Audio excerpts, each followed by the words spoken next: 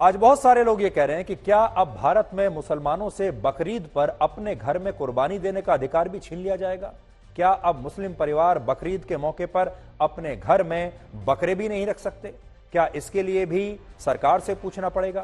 क्या इसके लिए भी लोगों से पूछना पड़ेगा? और हो सकता है कि भविष्य में पश्चिमी देशों का जो मीडिया है, जब वो इस घटना को देखेगा तो शायद वो यही सोचेगा कि भारत में धार्मिक असहनशीलता बढ़ती जा रही है, इसको इसी नजर से देखा जाएगा।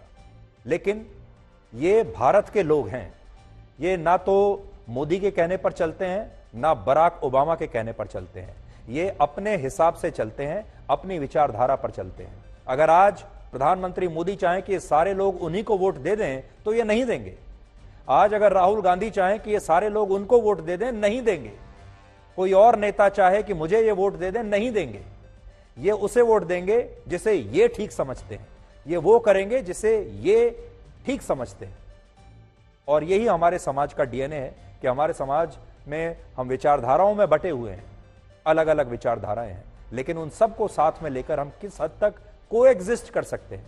कौन कौन से समाज ऐसे हैं जो कोएग्जिस्ट करने में विश्वास रखते हैं, जो ये सोचते हैं कि ठीक है, एक कदम तुम पीछे हटो, एक कदम हम पीछे हटते हैं, जो इसमें विश्वास रखते हैं।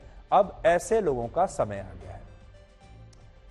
ऐसे लोगों को आज हम अमेरिका, ब्रिटेन और यूरोप के देशों के कानून के बारे में बताना चाहते हैं। हमारा देश तो देखिए ऐसा है, हम कानून तो बना देते हैं, वो कानून पुलिस स्टेशन तक भी चले जाते हैं, अदालत तक भी चले जाते हैं, लेकिन आप भी जानते हैं कि हमारे देश में कोई कानूनों को मानता नहीं है।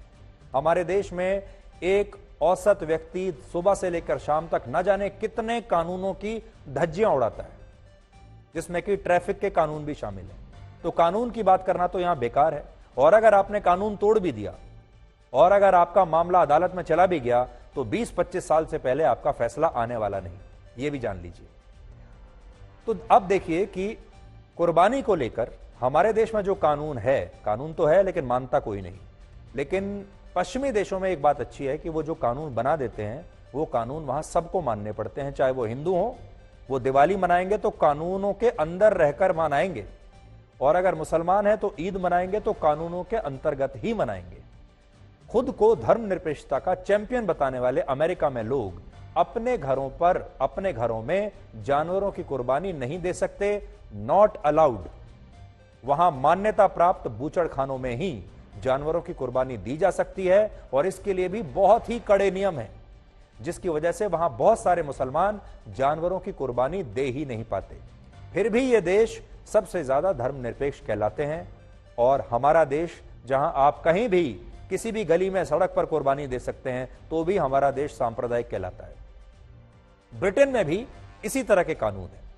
ब्रिटेन में मुसलमान ना तो अपने घरों में जानवरों की कुर्बानी दे सकते हैं, और अगर वो किसी मान्यता प्राप्त बूचड़खाने में कुर्बानी देने के बारे में सोचते हैं तो इसके लिए भी उन्हें पहले अपॉइंटमेंट लेना होता है, और वहां कुर्बानी की यह प्रक्रिया बहुत ही महंगी है और जटिल भी है, आसान नहीं है।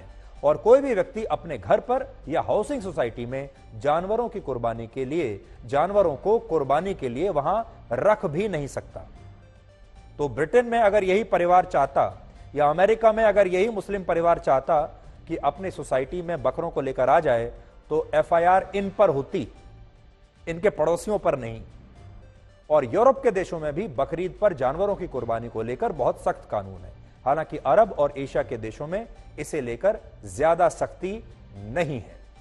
उदाहरण के लिए यह तस्वीर वर्ष 2016 की है, जब बांग्लादेश की राजधानी ढाका में बकरीद के मौके पर सड़कों पर जानवरों की खून की नदियां बह रही थी, और वहां के ड्रेनेज सिस्टम ने अपना दम तोड़ दिया था। यह तस्वीर उस समय बहुत वायरल हुई थी, और ऐसा कहा गया था कि बकरीद के मौके पर वहां तेज बारिश आई थी, और बारिश की वजह से जो खून बहा बकरों का, वो कैसे सड़कों पर आ गया और नालियों तक पहुंच गया।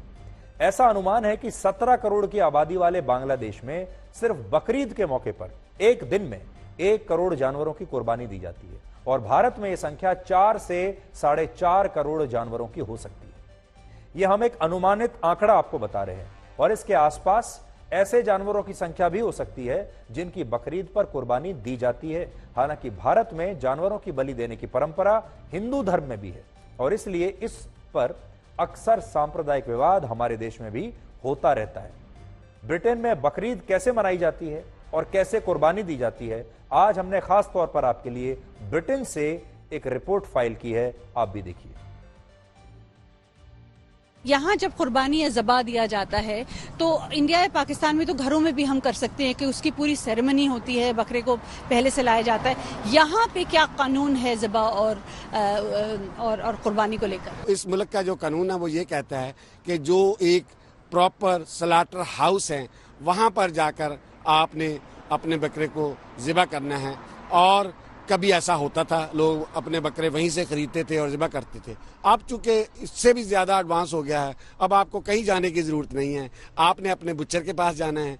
आपके बुच्चर के पास जाकर आपने उनको बताना है कि मैं कुर्बानी अपने बाबा के नाम की करनी चाह रहा हूँ, मदर के नाम की करनी चाह रहा हूँ, मैं अपनी करना चाह रहा हूँ या किसी और के नाम के।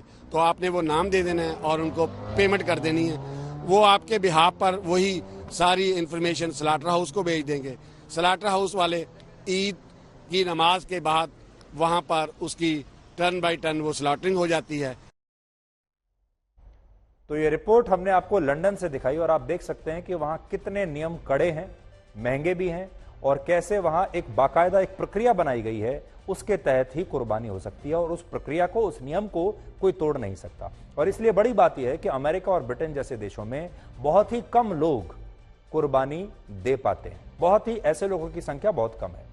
भारत में कल यानी 29 जून को बकरीद का त्योहार मनाया जाएगा और भारत दुनिया का सबसे विशाल विविधता वाला देश है जहां भाईचारे से रहा जा सकता है, लेकिन भाईचारे की कुर्बानी देकर लोगों के साथ रहना यहां बहुत ही मुश्किल है। तो आज बात हम आपके सामने यही लेकर आए हैं कि त्योहार मनाइए, लेकिन भाईचारे की कुर्बानी मत दीजिए, भाईचारे की बलि मत चढ़ाइए, एक साथ रहिए, एक साथ मिलकर एक दूसरे के त्योहार मनाइए। और एक दूसरे के त्योहार आप तब मना पाएंगे खुशी खुशी, बिना किसी विवाद के, जब आप एक दूसरे की भावनाओं का ध्यान रखेंगे। दोनों ही पक्ष, चाहे वो मुस्लिम पक्ष हो चाहे वो हिंदू पक्ष हो।